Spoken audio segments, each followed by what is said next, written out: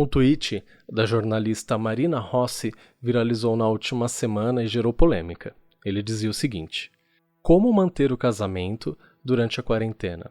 24 horas por dia juntos, dentro de casa? Mandem dicas. Eu amei esse tweet porque eu estava justamente pensando nisso na hora.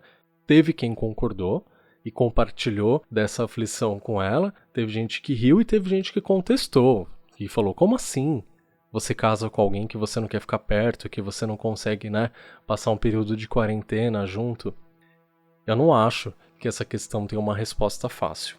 Eu concordo com a jornalista, concordo que a gente não deveria casar com quem a gente não quer compartilhar nosso tempo, mas concordo também que o excesso de tempo, seja lá com quem for, pode ser extremamente desgastante, mesmo quando a gente gosta muito de alguém.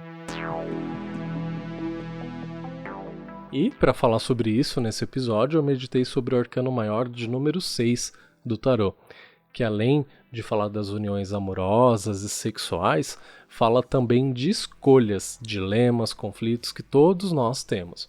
Mas esse arcano sempre, além desses temas que são mais evidentes nele, ele me remete ao livre-arbítrio, à ideia de livre-arbítrio. E eu já falo mais sobre essa liberdade que esse arcano vem oferecer pra gente. Mas eu vou voltar alguns pontos antes da gente começar a falar da vida 2. Antes da gente conseguir conviver, viver com alguém, seja em tempo integral ou não, a gente precisa, antes de tudo, conseguir conviver com nós mesmos. E esse ponto também tem me chamado a atenção nesse período de quarentena, não só porque tem rendido ótimos memes, mas porque tem reforçado o quanto muita gente ainda se sente incomodado em ficar só consigo mesmo. E essa capacidade, esse exercício de ficar sozinho, de fazer as pazes com a gente mesmo, é o primeiro estágio, é um fator decisivo que antecede a sua vida 2. Muita gente acaba casando, namorando, entrando num relacionamento simplesmente porque não sabe ser sozinho. E eu falo muito sobre isso aqui no podcast. Saber se curtir num final de semana, sem sair de casa, sem estar rodeado de gente, se dedicar a nossas coisas, aprender algo novo, fazer uma hidratação no cabelo enquanto a gente está ouvindo o nosso disco favorito. De coisas simples como essa, até você conseguir preparar uma refeição elaborada, chique, gostosa, só para você. Criar um ambiente gostoso para você, tomar banho, um banho, sabe, bem demoradinho, com um sabonete que você gosta, lavar o cabelo, massagear, com uma música relaxante, com uma vela, para você, só para você. Tudo isso é importante antes da gente migrar para a vida 2. Essa capacidade de viver sozinho, de se curtir sozinho, de se amar. Então, se você não experimentou essas coisas sozinho e já casou, e já entrou num relacionamento, e já foi morar com alguém, eu recomendo que você volte a algumas casas e faça isso urgente, tá? Não precisa nem terminar o seu relacionamento, nem seu casamento, mas baseado nas próximas coisas que eu vou falar aqui, vocês já vão ter aí algumas dicas de como resgatar esse exercício da solitude, mesmo morando com alguém. Eu vou falar as coisas a seguir considerando que você, assim como o arcano número 6, os enamorados, você pode escolher o jeito que você está vivendo. Que ninguém te forçou a casar ou morar com quem você está morando, certo? Eu imagino que sim. A não ser que seu casamento seja forçado, que você tenha sido prometido, prometida no seu berço, coisa que eu acho difícil. Nos dias de hoje já não existe isso. Então, vou partir aqui do princípio que você sim escolheu viver com essa pessoa, que você quis compartilhar com ela o seu tempo, o seu espaço, a sua vida, a não ser que você se enquadre aí nesses exemplos que eu dei de relacionamentos que não foram escolhidos. Aí eu não sei nem o que te falar. Eu não consigo nem pensar nessa possibilidade. Então, considerando tudo isso, que você está aí com alguém que você escolheu, que você ama, vamos pensar aqui em coisas boas, legais, saudáveis para a gente fazer nesse período de quarentena, para a gente exercitar a nossa convivência nesse período de quarentena. Em primeiro lugar, a gente precisa lembrar que casal não está colado. Que você pode a qualquer momento pedir silêncio, se isolar no cômodo que você preferir, para ler, para ouvir seu podcast, suas músicas, para dançar, para dormir. E a outra pessoa, ela precisa respeitar isso, que esse momento é o seu momento. Baseado nesse primeiro tópico, tudo que eu vou falar, você vai ver que vai ficar mais fácil. Quando a gente casa, quando a gente vai morar junto, quando a gente divide o mesmo teto, a individualidade não precisa morrer. Ela é fundamental. Óbvio que essa individualidade em excesso dentro de um relacionamento, principalmente de um casamento, ela também vai dar errado. Mas ela não precisa deixar de existir. Ela não tem que ser aniquilada. Ela não é um crime. E isso também não significa que você vai impor a forma como você vive para o outro. Às vezes, a gente só consegue conviver com uma imagem nossa refletida. E isso não é amor. É narcisismo. E isso também vai estragar seu casamento. Trocar experiências tem sido minha atividade A2 favorita. Imergir no universo do outro, além de expandir meu entendimento de mundo, torna ele mais plural, meus gostos e minhas referências se expandem, me permite um descanso também de tudo que eu cotidianamente já faço, ou seja, um jeito simples e romântico de eu descansar, e que você também pode fazer. Às vezes, essa imersão, essa troca de experiência é uma série que você jurou que não gostava, que nunca ia assistir, mas que seu marido, que a sua esposa, que seu namorado, que sua namorada gosta. E aí você vai lá, ou porque ele te convidou, porque ela te convidou, ou porque você fala, não, tudo bem, se ele gosta tanto, eu vou sentar ali e vou assistir com ele. O máximo que vai acontecer é você definitivamente confirmar que você não gosta, ou você vai acabar gostando. E nenhuma dessas duas opções mata, tá? Então, fica tranquilo. Por exemplo, eu jurava que eu odiava RuPaul's Drag Race. Aquele reality show da RuPaul, onde tem a competição entre drag queens. E eu tinha muito preconceito, assim, eu não gostava. E meu namorado gosta, ele tinha assistido todas já. Sex Education, que é uma série da Netflix, que eu via os trailers e tudo a respeito me dava um bode, uma preguiça. E ele amava. E aí ele, com toda a paciência, foi me falando que eu ia gostar, até que ele falou, vou assistir com você de novo, e eu quero ver se você gosta ou não. Eu falei, tá bom, vou assistir. Game of Thrones, que eu já tinha tentado assistir sozinho, ele falou, não, vou assistir com você, vou te explicar, e você vai entender e você vai gostar. Eu tenho certeza. Nessas 3 vezes ele tinha razão. E eu não sei como eu tinha conseguido sobreviver sem essas 3 séries antes. Uma outra coisa que funciona muito bem na vida 2 e que diminui muito a quantidade de brigas dentro de casa é que eu parei de pensar e agir e de falar, você não faz do jeito certo. Isso do jeito que você fez não tá certo. Não é assim que faz. Porque eu passei a entender, isso não só em relacionamento amoroso, num relacionamento, numa vida 2, mas isso com todo mundo que está ao meu redor. É entender que o meu certo nem sempre é o certo do outro. Que o que eu tenho facilidade de fazer, nem sempre o outro tem facilidade de fazer. Mas tem coisas que o outro faz melhor que eu. Então, por exemplo, cozinhar, eu sei cozinhar, mas não é minha praia, eu não tenho tesão em cozinhar. Meu namorado gosta. Então, por que a gente não foca nas coisas que ele faz melhor e nas coisas que eu faço melhor? A partir disso, a nossa alimentação passou a ser algo melhor, mais saudável, porque ele gosta do que ele está fazendo. E aí ele toma a frente.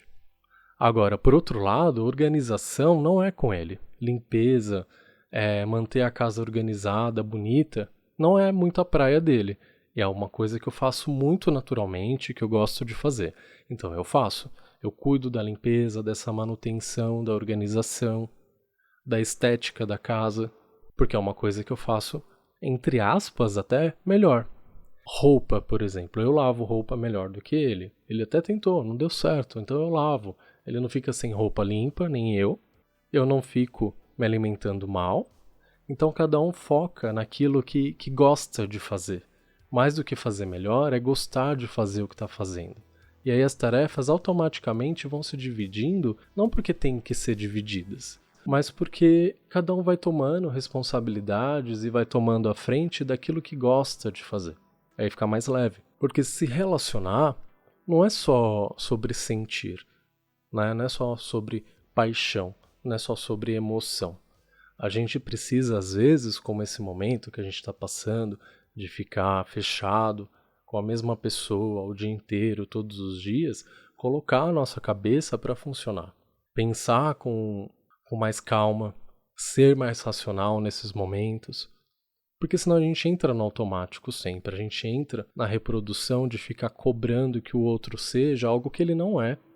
E aí se a gente quer que o outro seja uma cópia nossa, por que a gente casou? Por que a gente está namorando com essa pessoa? Ela não vai ser.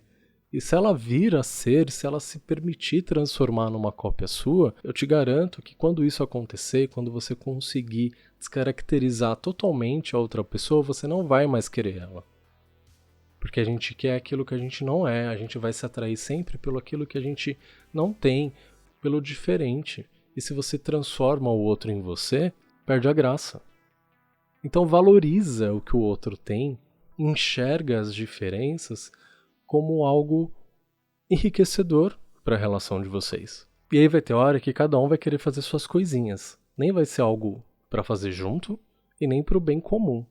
Não vai ser algo pro casal. E tudo bem. Você só vai se sentir abandonado e deixado de lado se você não tiver as suas coisinhas para fazer. Nem que seja ir dormir, nem que seja tirar uma soneca. Outra coisa legal é, depois desse momento isolado, ir lá e compartilhar o que você estava fazendo. Não por obrigação, mas porque você tem vontade de fazer isso. Então, às vezes, você se isolou para ler um livro. E a outra pessoa se isolou para assistir um documentário, para assistir um filme, para dormir. Depois desse período onde cada um foi fazer as suas coisas, aquilo que quer fazer sozinho, é legal essa troca. Ah, li tal livro, essa história, olha isso daqui que interessante que eu aprendi, olha aqui que eu vi nesse documentário. E vocês compartilham universos e aprendizados e coisas que cada um vivenciou. Não para viver junto, mas para compartilhar. É gostoso a gente falar para o outro o que a gente sabe, o que a gente aprendeu. E aí cria-se uma zona em comum nesse compartilhamento. Não significa que o outro tem que ler e entender o que você estava lendo, nem que você tem que assistir o documentário que ele assistiu. Não. O importante é essa troca. Pós-individualidade. Conseguir ouvir o que o outro tem para nos dizer, contar, narrar, sem se colocar como protagonista da narrativa do outro, se colocar como mero ouvinte. Um ouvinte ativo e atencioso é muito bom para quem está falando e para quem vai ouvir. Tenta não ser aquela pessoa que quando o outro começa a falar, eu também, uma vez aconteceu isso comigo. E aí quando você vai ver, você está se colocando como protagonista da conversa. E isso é muito comum em todos os tipos de relacionamento. Pode acontecer no trabalho, nas amizades, com o seu marido, com o seu namorado, com a sua namorada. É tão gostoso a gente ter alguém que ouve a gente de verdade, que para o que está fazendo, que faz uma escuta ativa do que a gente está contando. E não fica se colocando, achando uma brecha para falar sobre si.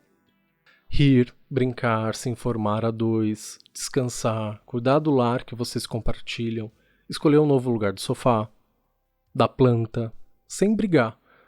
Ninguém precisa ganhar, não é uma competição. Eu percebo que esse espírito de competição permeia muito os relacionamentos e acaba sendo corrosivo. Então se policiem. Porque se você está em paz com tudo que você faz de melhor e pior, a necessidade de competir, ela acaba. Quando você também aprende a valorizar o que o outro tem de bom e também as falhas do outro, a competição também perde espaço. E se for algo que você pode ensinar, desde que o outro queira aprender, perfeito. Caso o outro não queira aprender, vamos focar no que a gente tem de potencial, no que eu posso fazer, o que eu tenho aqui para dar nessa relação e o que o outro tem para dar nessa relação. E não ficar forçando e se forçando a atender expectativas. Eu falo isso de competição porque eu acho bem problemático isso nos casamentos. Ninguém precisa competir. Você tem que relaxar quando você está na sua casa, quando você está com a pessoa que você escolheu passar esse tempo. Então, nesse período de quarentena, onde a gente está isolado, normalmente a dois ou em família, é importante a gente respeitar a nossa individualidade e a individualidade do outro. Saber o momento de recuar e saber o momento de compartilhar. É o segredo. Sem falar que quem tá com o mozão em casa nessa quarentena tá no lucro. Imagina não poder beijar o crush e sair com o boy do Tinder ou do Grindr e ainda ficar em casa sozinho 100%. Misericórdia, né? Então, que bom que a gente tem alguém para compartilhar, para conversar, para ver o noticiário junto, para comentar as coisas que estão acontecendo presencialmente. Eu tenho visto bastante grupos de amigos se encontrando virtualmente por Skype, em chamadas de vídeo. Achei muito legal. E imagina se a gente não tivesse alguém dentro de casa. A gente ainda tem internet, que dá uma aliviada nessa sensação de solidão, né? Mas nada como ter alguém aqui do nosso lado, que vai conversar com a gente, que vai ajudar a gente, que vai dar suporte, que vai receber nosso amor, que vai dar amor também. Então, vai lá, depois que você ouvir esse episódio, falar aí pro seu namorado, pra sua esposa, pro seu marido, que você ama ele, que você ama ela. Aproveita. Hoje, terça-feira, dia 24 de março de 2020, eu vou abrir lá no Stories do Instagram, @alocatarô, uma caixinha de pergunta para você também me contar a sua dica de convivência a dois nesse período de quarentena. E aí eu vou compartilhar a sua resposta lá nos Stories também. Então, vai lá, @alocatarô e responde a caixinha para a gente ver o que o pessoal está fazendo para conseguir conviver 24 horas por dia dentro de casa em harmonia. Então, resumindo, todos os pensamentos que derivaram do tweet da jornalista que eu citei no começo do podcast, eles estão corretos. Mas não é tão simples assim chegar numa solução, chegar numa saída. A gente precisa colocar a cabeça para funcionar. Esse foi o 21º episódio do Alocatarô. Meu nome é Diego Ponciano e se você gostou do que você acabou de ouvir, compartilha com alguém que vai gostar também, passa para frente essa mensagem ou manda para alguém no WhatsApp, compartilha no seu Twitter, no seu Facebook, que dá uma força aqui pra gente também. Quem já escuta o Alocatarô sabe que a cada episódio eu trago conselhos do tarô. Por recomendação do próprio tarô, ele conversou comigo nos últimos dias e pediu para eu não fazer isso nesses episódios. Quando ele falar, vamos que vamos, volta, eu volto, tá? E eu respeito muito o tarô. Então, se apega à mensagem que ele passou pra gente através do Arcano 6, os enamorados, nesse episódio. Aplica isso na sua vida, aplica isso aí na sua rotina. Manda pra alguém que tá precisando ouvir isso. Isso é o tarô falando, tá? As coisas que eu trago aqui são bem refletidas, estudadas, analisadas e de forma muito respeitosa, inspirada nos arcanos do tarô. Então, isso já é um conselho do tarô para você. Se você tem uma pergunta muito específica aí para fazer, lá no Instagram, @alocatarô, tem um filtro do Alocatarô, que eu disponibilizei faz algumas semanas. Você, através do filtro, medita numa pergunta, num conselho que você precisa, e vai sair uma carta do tarô. Posta nos stories, marcando @alocatarô, que eu te respondo com o conselho da carta, com o significado da carta. Fala comigo lá no Instagram. Lembra também de ler o post que tem lá no feed do Instagram e assistir os vídeos que eu posto lá no IGTV. Eles são conteúdos complementares ao podcast, ao tema e ao arcano que eu abordo aqui. Muito obrigado por você ter ouvido mais esse episódio. Na semana que vem tem mais. Um beijo e até lá!